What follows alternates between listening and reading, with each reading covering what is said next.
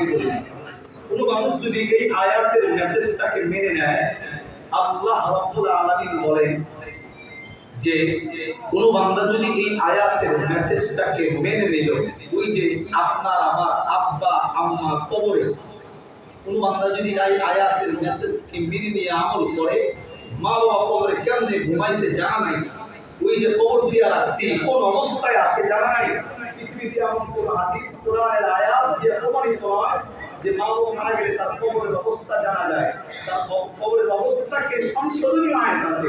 আল্লাহ রাব্বুল আলামিন বলেন, কোন মানুষ যদি এই আয়াতের মেসেজকে মেনে নিয়ে আমল করে, আল্লাহর দয়ায় আত্মীয় স্বজন মা বাবা যারা কবরে, তাদের কবরের আযাব আমি আল্লাহ মাফ করে দেব। এক নাম্বার 2, দুই নাম্বার, আল্লাহ রাব্বুল আলামিন তার দয়ায় আল্লাহ তোর সামনে যত বিপদ থাকবে এই আয়াতের মেসেজটা মেনে নিলে তোকে সমস্ত বিপদ থেকে আমি আল্লাহ হেফাজত করব। এই পুরস্কার বলে পছন্দ হয় না, লিখে সুবহানাল্লাহ আওয়াজ দিন। আমার গুনাহ মাফ হয়ে যাচ্ছে না, অবাধ্য সন্তান নয়, বাধ্য সন্তানদের আওয়াজ দেন। মা বাবা কবরে, তাদের কবরে আযাব মাফ হয়ে জান্নাত হয়ে যাচ্ছে না। সবাই একটা পারে মা বাবা সবাইকে সদরের কবরের আযাব মাফ করে দিবে কে? আল্লাহ। দুই নম্বরে সামনের সমস্ত বিপদ থেকে মুক্তির ব্যবস্থা করে দিবেন কে? আল্লাহ। নাম্বার 3, 3 নাম্বার, মানুষ যখন মারা যায়, এই যে মানুষের কাছে যে ফেরেশতা, মানুষ মারা যাওয়ার সাথে সাথে মানুষের নেক আমলের খাতা বন্ধ। কিন্তু এই আয়াতের মেসেজটাকে মেনে নিয়ে আমল করলে বান্দা মৃত্যুবরণ করার পরেও নেক আমলের খাতা বন্ধ হবে না। কিয়ামত পর্যন্ত আপনি কবরে শুয়ে থাকবেন, আপনার হাড্ডি পচে যাবে, মাংস গলে যাবে, কিয়ামত পর্যন্ত আপনার আমলনামায় ফেরেশতারা নেকি লিখতেই থাকবে। মেসেজ একটা, পুরস্কার। এক নম্বরে মা বাবা সব আত্মীয় স্বজনের কবরের আযাব মাফ করে দিবে কে? আল্লাহ। দুই নম্বরে সামনের সমস্ত বিপদ থেকে মুক্তির ব্যবস্থা করে দিবে কে? আল্লাহ। তিন নম্বরে মৃত্যুর পরে আপনার আমলনামা বন্ধ হয়ে যাবে, কিন্তু এই আমলের বিনিময়ে কিয়ামত পর্যন্ত আমলনামা চালু রাখবেন কে? আল্লাহ। আমার ভাইরা, আমার বন্ধুগণ, আল্লাহ রাব্বুল আলামিন পবিত্র কোরআনে সূরাতুল মুনাফিকুন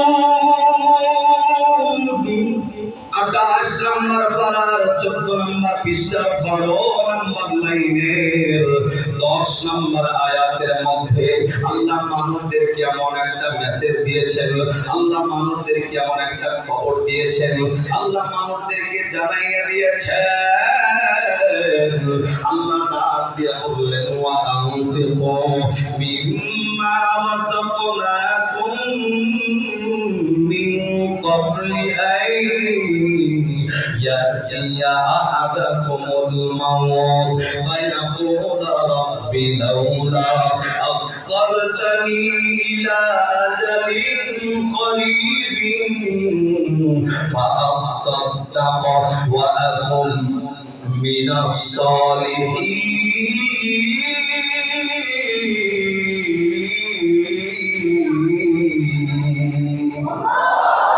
আরেকটু আওয়াজ করে বলুন আল্লাহু আকবার। এ বন্ধু, আল্লাহ রাব্বুল আলামিন ডাক দিয়ে বললেন, মানুষ রে, আল্লাহ ডাক দিয়ে ভাগ্য এলাকার মানুষ, আমি আল্লাহ তোমাদেরকে যে রিজিক দিয়েছি, আল্লাহ মানুষ, আমি আল্লাহ যে রিজিকটা দিলাম, এই রিজিকটা আমি আল্লাহর রাস্তায় ব্যয় করো মৃত্যু আসার আগে।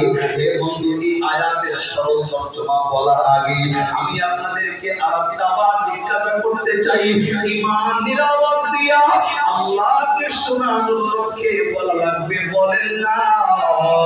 হে বন্ধু, আপনার আমার সহ তামাম বিশ্বের রিজিকের মালিকের নাম কি?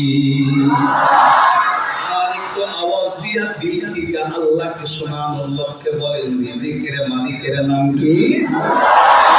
আল্লাহ রাব্বুল আলামিন কিন্তু সূরাতুল হুদের 6 নম্বর আয়াতে রিজিকের জিম্মাদারের দায়িত্বের আয়াত আল্লাহ কিন্তু জানিয়েছেন। আল্লাহ ডাক দিয়া বললেন, ওয়া মা من دابة في الأرض إلا على الله رزقها ويعلم مستقرها ومستودعها كل في كتاب مبين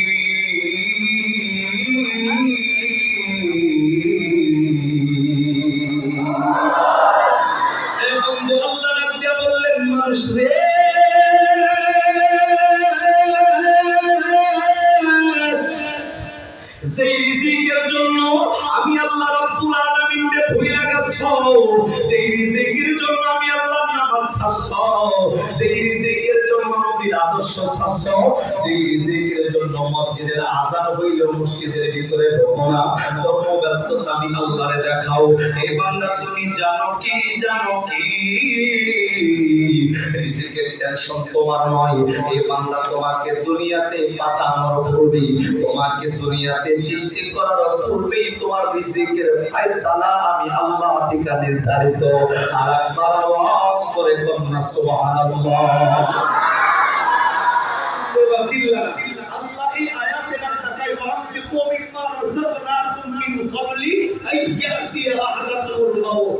এই বান্দরের মানুষ, আল্লাহ তাকাই রিজিক দিলাম আমি আল্লাহ। আল্লাহ তাকাই বান্দা যে রিজিক আমি তোমাকে দিছি, এই রিজিক আপনার পোশাক, এই রিজিক আপনার টুপি, এই রিজিক আপনার হাতের ঘড়ি, এই রিজিক আপনার মোবাইল, এই রিজিক আপনার পারিবারিক আসবাবপত্র, এই রিজিক টাকা পয়সা, এই রিজিক সম্পদ, এই রিজিক ঘর বাড়ি সহ এভরিথিং আপনার যা কিছু আছে এগুলা কার দেওয়া ধরে বলেন আল্লাহ। এই রিজিক আমি আল্লাহ দিছি, এই রিজিকটা আমি আল্লাহর রাস্তায় ব্যয় করো মৃত্যু আসার আগে। এবার বলেন রিজিক দিছে কে? আল্লাহ। আল্লাহর তরফে যে রিজিক দিলাম, এই রিজিকটা আমি আল্লাহর রাস্তায় ব্যয় করো মরণ আসার আগে। এবার বলেন রিজিক, আবার বলেন রিজিক দিছে কে? আল্লাহ। আল্লাহর তরফে আমি আল্লাহর রাস্তায় ব্যয় করো মরণ আসার আগে। তার মানে রিজিক দিছো আল্লাহ, আবার রিজিক চাইলো কে? আল্লাহ। আবার বলেন দিছে কে? আল্লাহ। চাইলো কে? আল্লাহ। রিজিক দিছেও আল্লাহ, চাইলো আল্লাহ। কিয়ামতের ময়দানে কিছু মানুষকে আল্লাহ ডাকতে বলবে, এই মানুষ, দুনিয়াতে আমি আল্লাহর অসুস্থ ছিলাম, তুমি আমাকে খাইতে দাও নাই কেন? কে বলবে? আল্লাহ বলবে, অসুস্থ ছিলাম, আমার চিকিৎসা করা নাই কেন? এখন আপনি তো চিন্তা করবেন, আল্লাহ আবার কবে অসুস্থ হইল? এটা তো সম্ভব না। এটা তো আল্লাহর কথা সরাসরি হাদিসে আসছে যে আল্লাহ বলবেন, আমি অসুস্থ ছিলাম, আমার চিকিৎসা করো নাই কেন? আল্লাহ বলবে, বান্দা, আমি ক্ষুধার্ত ছিলাম, আমাকে খাদ্য দাও নাই কেন? এখন মানুষের চিন্তা না, আল্লাহ কোনদিন খাইতে পারে না, আল্লাহ কখনো অসুস্থ থাকে না, কিন্তু মানুষ এটাকে বিপরীতভাবে নিলেও এটার ব্যাখ্যা হলো এমন, কিয়ামতের ময়দানে আল্লাহ আপনাকে জিজ্ঞাসা করবে, টাকা পয়সা যা দিয়েছে, আল্লাহ জিজ্ঞাসা করবে, তোমার আশেপাশে অনেক মানুষ ছিল, যে মানুষগুলা না খেয়ে বসবাস করছে, তারা কিছু খাবার খেতে চেয়েছে, কিন্তু তাদের সংখ্যাতে তুমি চলে গেছো, তাদেরকে তুমি খাইতে দাও নাই। সেই দিন যদি অনাহারি মানুষকে তুমি খেতে দিতা, সেই খাবারটা তারা খাইলে আমি আল্লাহ খাওয়া হয়ে যায়।